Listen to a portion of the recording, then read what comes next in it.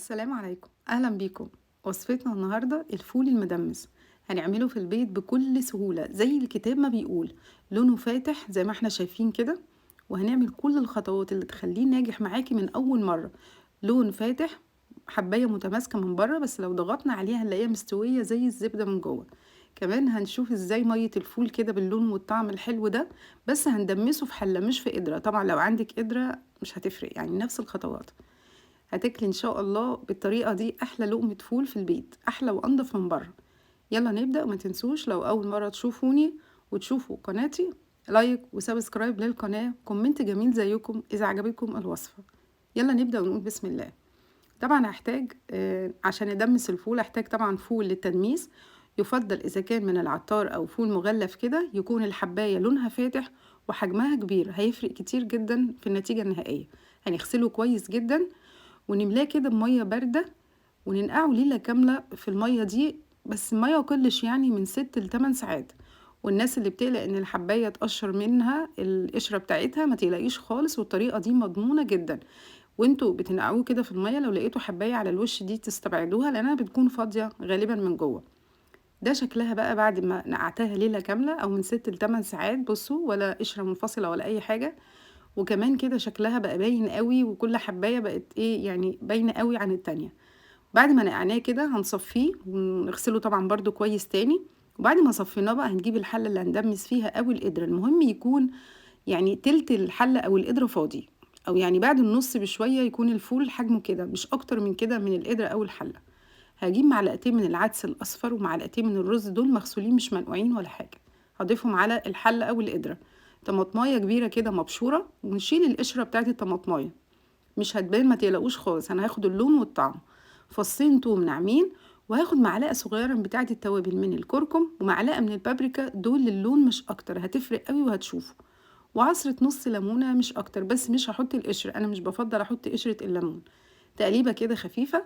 وهضيف ميه من الكتل. اول خطوه ممنوع نضيف ميه بارده. هضيف ميه من الكتل واملى الفول، المهم يكون فوق حجم الفول الميه بحوالي عقلتين من الصباع.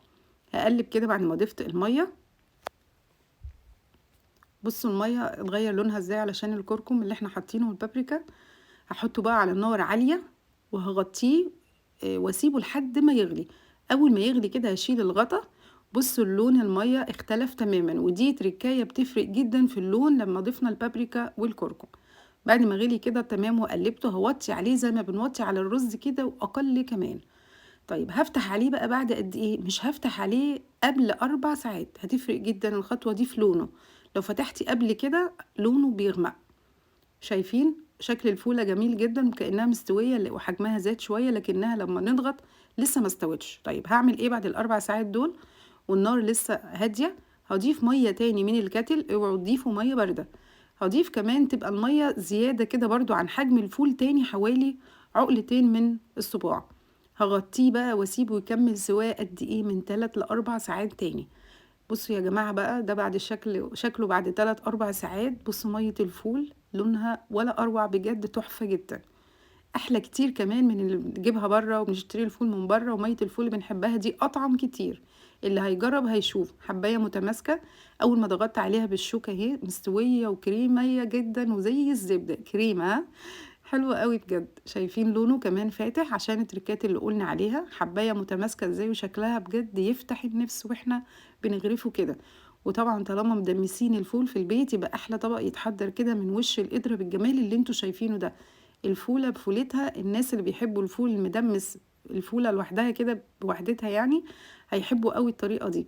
احلى فول مدمس بقى من وش القدر، رشة ملح وكمون وزيت وعصرة ليمونة كده. وبعد كده كمان بقى الناس اللي بيحبوا يضيفوا طحينة ضيفوا. احلى طبق ده من وش القدر بجد يا جماعة، تحفة جدا. وتقليبة خفيفة جدا، وده بالنسبة لي الطبق المفضل، طبق الفول السادة. طبق من وش القدرة، توابل وزيت وليمون وطحينة، واحلى لقمة فول ممكن تاكلوها في البيت. احلى وانضف كتير من بره، من غير ما نضيف اي مكونات تكون ضارة كمان، ونضيف جدا في البيت احنا اللي عاملينه. اتمنى من كل قلب تجربوه. وما تنسوش اذا جربتوه وعجبتكم الوصفة تقولولي رأيكم في كومنت جميل زيكم. وشكرا جدا للمتابعة، والسلام عليكم.